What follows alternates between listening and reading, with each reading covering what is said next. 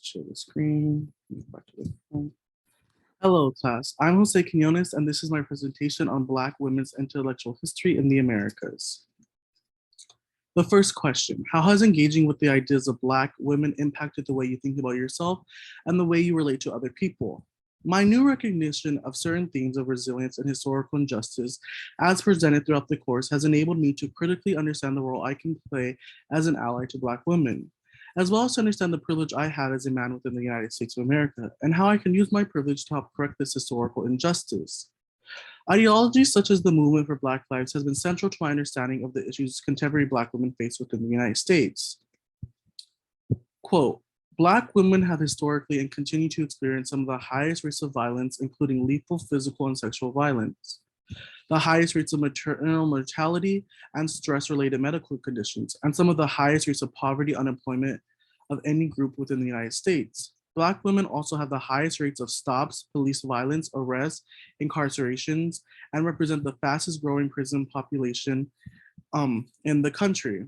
Identifying these contemporary issues and how they are often reinforced by pre-existing historical injustices as presented throughout the course material has been critical to my knowledge of the issues of race and gender discrimination. I therefore feel I have achieved a new confidence in my own knowledge when discussing the issues of race or when advocating for new reform.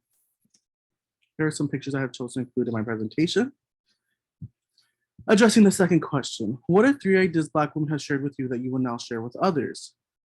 A new idea that I have had to recognize throughout the course is the importance of celebrating Black joy and living with hope. Throughout the interview with the founders of Black Lives Matter, a discussion point is made that there is currently an obsession with Black death. And though it is important to address these horrendous issues, it is also equally important to celebrate Black joy and therefore hope for a future of Black life. This is reflected throughout the modules and songs provided by Nina Simone or Billie Holiday.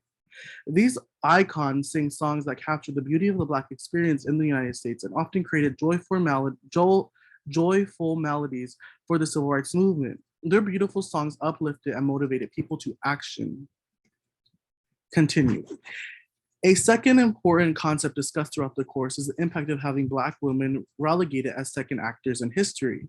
When history ignores the contributions of Black women to political or social movements, Black women are denied their due respect and responsibility in seeing these movements succeed. Looking at the podcast on Eli Baker, an in-depth conversation reveals her legacy as an important actor around Dr. Martin Luther King. Her visionary leadership must be taught and used to educate future generations of activists on how to enact change. As demonstrated throughout our course, Black women primarily made up the bulk of force within civil rights movements, an example being that of the Black Panther Party. Therefore, it is important to highlight their contribution to history and in the fight against injustice. This is necessary to inspire future generations of Black female leaders and also appropriately honor the legacy of those of the past. A final idea that resonated with me throughout the course is the idea of intersectionality. This course focused on Black women's history, and the idea that of intersectionality is key to describing the unique status and challenges Black women face throughout the Americas. Intersectionality addresses the fact that Black women, because of their identity, often have to face multiple systems of discrimination based off of their race and gender. Therefore, it is critical that we understand these differences and multiple systems of discrimination when studying Black women's history. Here are some more pictures from the Black women's liberation movement. Addressing the final question, if Black women's ideas in history and activism were central to education, how do you think society would have to change? I firmly believe that if Black women's history was taught more broadly, then we would witness a change in attitudes around debates of police brutality, poverty, incarceration, and reparations. However, I recognize, especially around the recent backlash to concepts like critical race theory, how challenging it would be to successfully implement curriculum at a broad level. If, however, we successfully did educate and taught the history of racism within the United States, then there is a possibility of achieving a more equal and just society. The lessons taught from Black women's history would be one of resilience and determination to thrive and exist despite institutional systems of oppression. The most central idea that could be replicated to our society from Black history is the idea of hope. Hope for a better future through continued commitment to improving your present. Thank you, class. That wraps up my presentation. However, here are my references.